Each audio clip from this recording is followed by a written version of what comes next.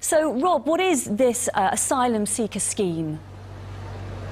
Well, Laura, this is a scheme run by the Home Office where private companies provide support and housing for asylum seekers who are waiting to hear the outcomes of their claims. Well, here in the southeast, there's 3 main hub locations known as cluster areas where these asylum seekers are housed. There's here in Portsmouth, Southampton and Hastings. But now some members of the City Council want the city taken off that list, as they say any increase in the number of asylum seekers would mean more pressure being put on already stretched local services.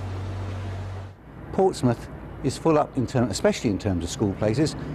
Across the whole city, we have only 35 places available. Now, if we carry on taking people, we won't have enough for our own population. Is that fair to the people of Portsmouth? So, Rob, how many asylum seekers are there in Portsmouth? Well, the latest figures we have from the Home Office are for June this year. They show that there were 124 asylum seekers supported under this scheme here in Portsmouth. Now, that's 43% of the total number in the southeast. Now, one of the other main cluster areas, Southampton, had around half the number at 61. But many other areas around the south and around the southeast took none. Places like Winchester, Guildford, Bournemouth, Chichester, they all took none. And that's part of the reason why the City Council here wants the Home Office to have a rethink. Now, it is a different picture if you look at the UK-wide figures. A majority of asylum seekers will go up north because of the cheaper housing there. And what's the Red Cross saying about this? Well, the Red Cross is urging councillors here in Portsmouth to vote against this motion tomorrow.